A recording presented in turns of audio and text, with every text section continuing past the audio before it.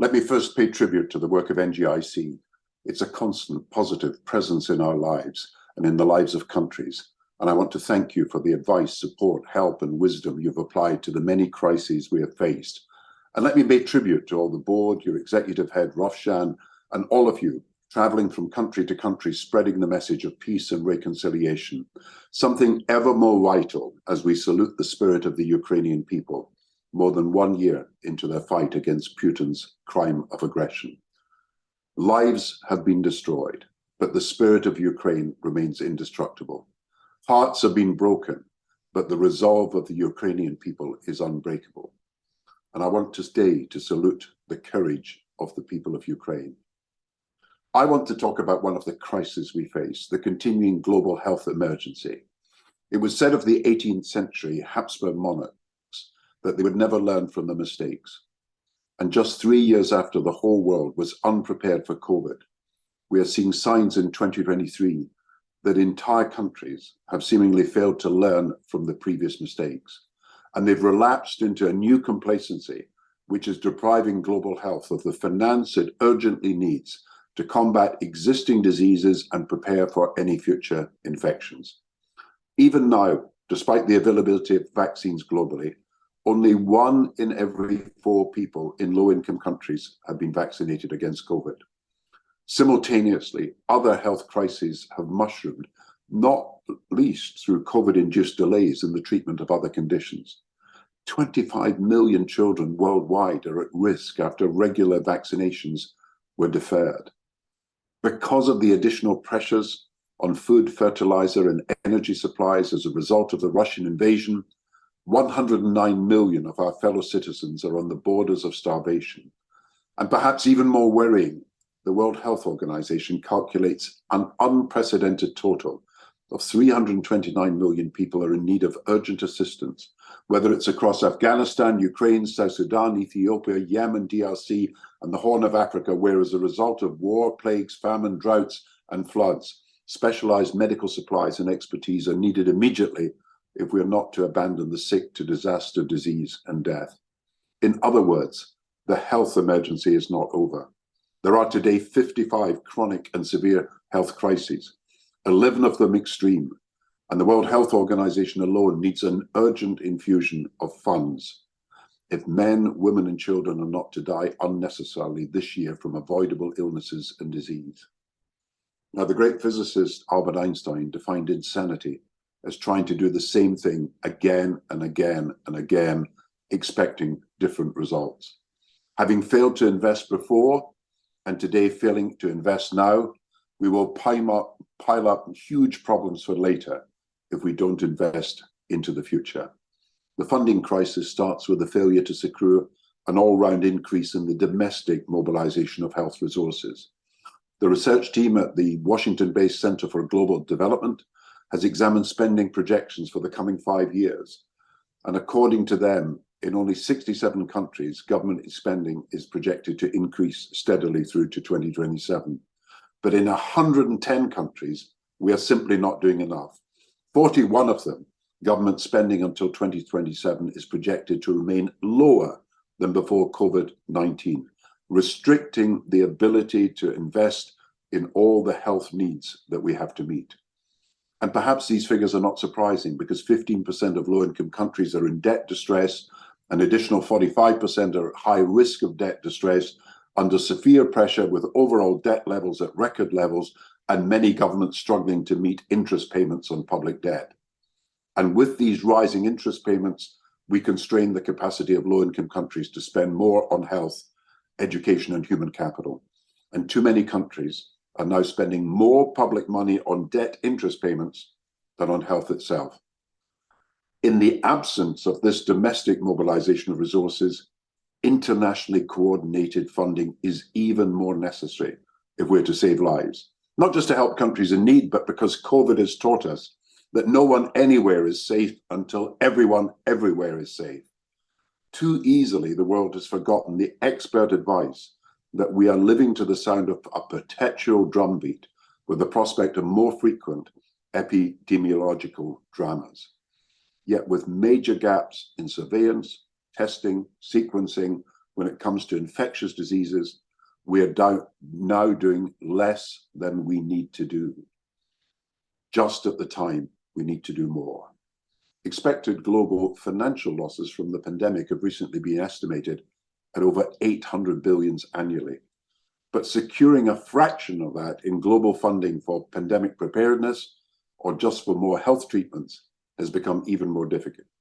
ACT-A, the brilliantly innovative approach to global coordination, working with the WHO, has been consistently underfunded, receiving in the last year only 16 of the around 32 billion it needed since the pandemic began. The Global Fund did a sterling job in financing its replenishment, but it will be the first to say that although it secured 15.7 billion, it needed to meet its 18 billion target. The board of the vaccination facility Gavi has declared 2023 a year of renewal as it tries to deal with the backlog in COVID and other vaccinations. But the new World Bank hosted pandemic fund created in response to findings by the G20 Pandemic Preparedness Panel and the Pan-European Commission on Health and Sustainable Development has received 1.6 billion in pledges, but not yet, and is far away from its 10 billion a year funding target. Along with climate change, pandemic preparedness was one of the underfunded global public goods that justified the creation of the IMF's Resilience and Sustainability Trust Fund, with 143 countries eligible to receive support. What's good news is 20 billion of its target of 43 billion has been raised. Barbados, Costa Rica, Rwanda, followed by Bangladesh and other two countries at least are in line for low interest loans in 2023, but none of the funding is for pandemic preparedness. Indeed, rules for disbursement have been agreed on climate change, but are not yet far enough on the drawing board for health. The WHO has successfully secured far more guaranteed funding based on a country's capacity to pay, rising to 50% of this year's budget by 2028. But that does not relieve it of every year still having to pass the begging bowl round. Its 6.75 billion biennial budget, 1.25 billion of which is allocated to health emergency, still leaves it painfully underfunded for what we expected to do. For it's not just vaccines that continue to arrive slowly in the world's low-income countries. Take COVID antivirals like Paxlovid that taken within 5 days of the onset of symptoms of contracting the disease could reduce extensive hospitalization by 90% and avoid unnecessary deaths, and could be distributed on a non-profit basis. But we don't have the funds to do so. What's more, despite a daily target of one test for 1,000 people, low-income countries tested an average of 60 times less than high-income countries in the last 12 months, very far from the daily target we set as a global community of one test per 1,000 people. More longer-term provision is necessary. We need to continue to expand disease surveillance everywhere, strengthen our laboratory systems, improve emergency communication and coordination and management within health, strengthen critical health workforce capacities, recover some of the momentum we have lost in genomic sequencing and in other ways of dealing with samples. And we need, of course, side by side with the new pandemic fund, the World Bank should establish a facility to procure and support the production of medical goods and treatments in the event of pandemics. And IMF officials have proposed a credit line of 20 billion, an advance commitment facility fund for the pooled purchase from day one of any future pandemic of vaccines, tests, treatments, and PPE, which should happen immediately. Now there's another issue. With 23 million refugees, 80 million displaced people around the world, a population of displaced men, women, and children bigger than the size of Germany or the United Kingdom or France. And despite the WHO's absolute determination to carry out its duties as the health arm of emergency assistance, global health has received little more than 10% of humanitarian aid funding and just 5% of the amounts that are deemed essential when we put out any appeal. Now, financing is a key element of discussions by countries that are developing the World Health Organization Pandemic Accord, recognizing the importance of national investment for vaccines, PPE, and other measures needed to achieve the objective of this pivotal international agreement to protect and promote the health of each government's people. The Pandemic Accord represents a historic, necessary opportunity to both make the world safer and healthier and to align countries around a common approach.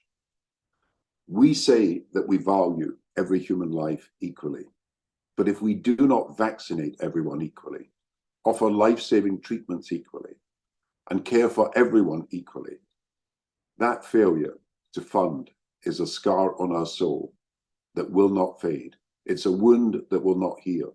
It's a blight on humanity's common conscience that will not mend.